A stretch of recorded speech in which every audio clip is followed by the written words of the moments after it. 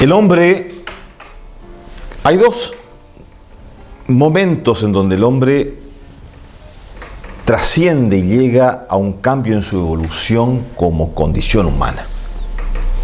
Una es cuando domina el fuego y el otro es cuando escribe. Con la escritura, la dimensión del hombre como ser racional pasa a una cuestión superlativa. Porque a partir de que el hombre escribe, el hombre tiene memoria. Y la historia comienza con la escritura. Vaya si no es importante el eje de que el hombre comience a escribir, como lo decía el doctor, con signos, con dibujos, con cifras o con lo que sea. Deje el registro de que algo pasó. Porque en las cuevas de Altamira, en España, cuando marcan los animales y los corrales, significa que el pintor está queriendo decir algo. Por supuesto. Con la escritura manifiesta algo. Aquí estuve yo. Ahí comienza la historia. La historia es el registro de que el hombre cuenta lo que pasó. Antes de la escritura es prehistoria, nadie sabe.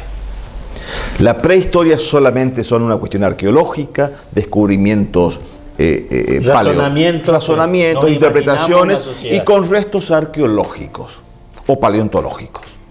Pero la historia, el hombre dice, el hombre existe, está a través de que deja el registro. Y la historia comienza con la escritura. Y la escritura se manifiesta con diversos soportes. Comenzó con la piedra, comenzó con las tablillas en Sumeria, las famosas tablillas de la biblioteca de Babilonia, en donde el hombre comenzó a registrar las cosas que le pasaba, comenzó a manifestar lo que pensaba. Por supuesto, esta evolución arcaica, primitiva, va a durar muchos miles de años. Y la evolución mayor va a generar cuando el hombre comienza a tener una mayor dimensión intelectual. Primeramente, en la necesidad de dejar en registros, en soportes móviles. Comenzó con el papiro, con las láminas de papiro. Conocimos los famosos papiros del Antiguo Egipto.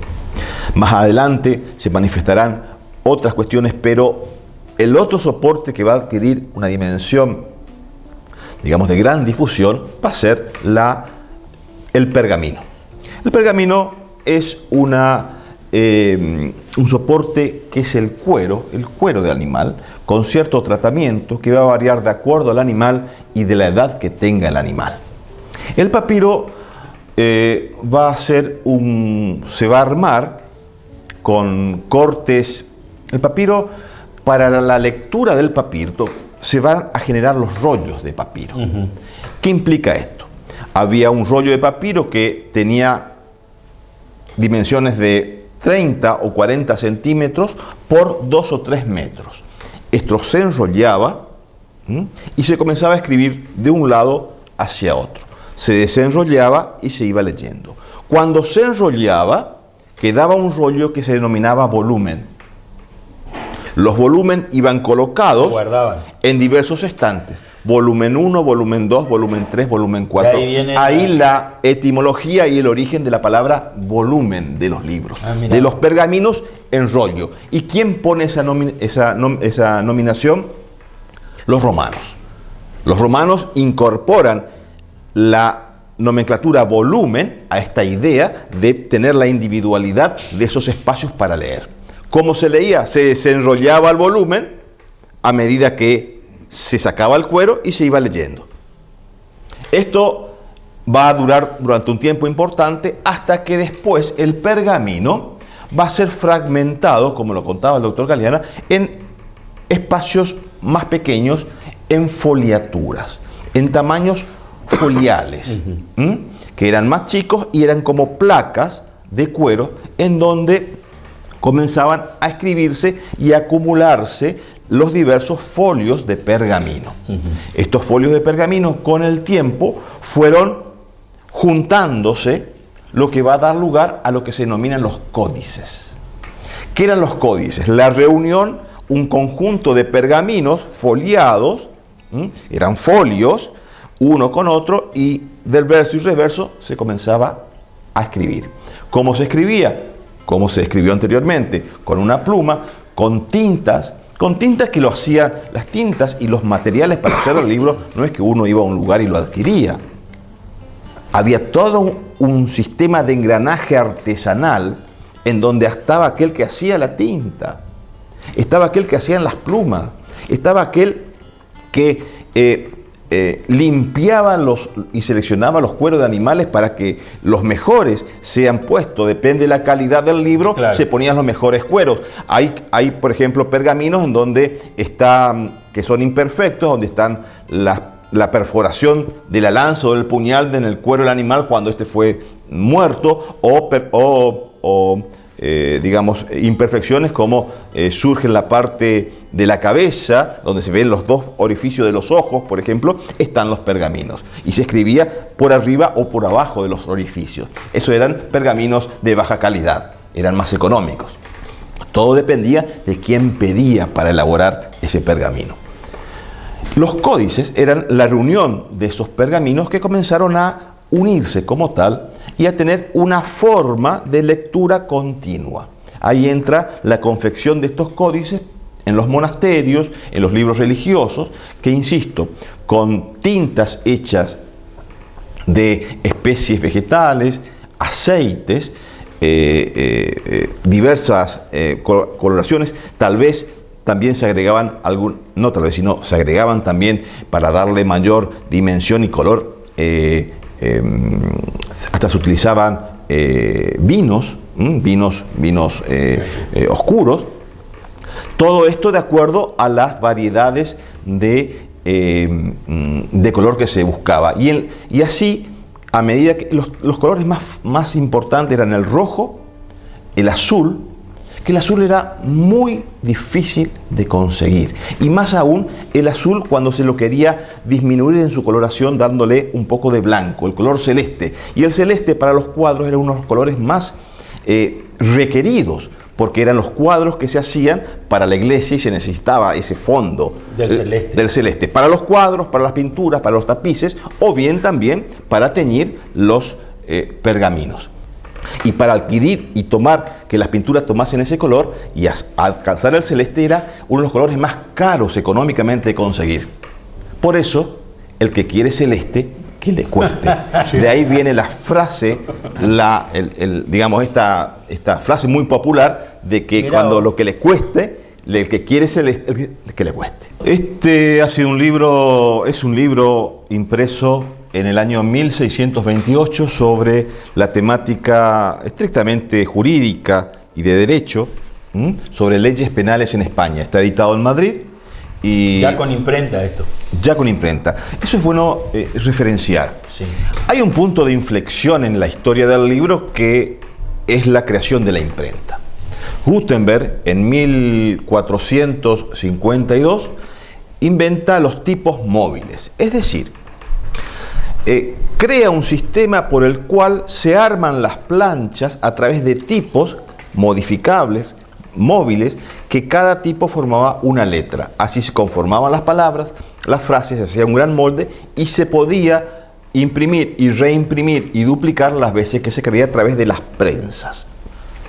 Esto fue un cambio, una transformación fantástica, a tal extremo que la invención de la imprenta está entre uno de los inventos más importantes de la historia de la humanidad. ¿Y qué va a dar esta invención? ¿Cuál va a ser su virtud? Va a crear la posibilidad de que los libros ya no se hagan a mano. Los libros no sean individuales, sino que los libros se hagan en series, se puedan duplicar, y así en más se pone en manifiesto toda una maquinaria para la duplicación, la edición de libros. Esto va a dar la posibilidad de que lo que se lea, lo que se escriba y lo que se lea pueda tener una dimensión mucho mayor. Desde luego que con la invención de la imprenta va a cambiar el perfil del libro. Sí. Se van a incorporar nuevos elementos, se va a incorporar el papel como condición y elemento sustancial para la elaboración del libro. Antes el elemento más importante para el libro era el pergamino. El pergamino. Después de Gutenberg se transforma y pasa a ser el papel. Y el papel, hacer el papel no era fácil. Hoy entendemos el papel o sabemos que el papel se hace a través de la pasta de celulosa, a través de el procedimiento químico de los vegetales del árbol. Y mucho papel reciclado también ahora, últimamente, digamos. Así es. Y este proceso de papel de celulosa tiene un proceso químico muy poderoso, razón por la cual los residuos, o por mejor dicho, la vida útil y la vida residual que tiene el papel contemporáneo es escaso. Estos libros, que tienen 400 años, tienen 350 años, vamos a ver que las hojas están tal cual se lo imprimieron.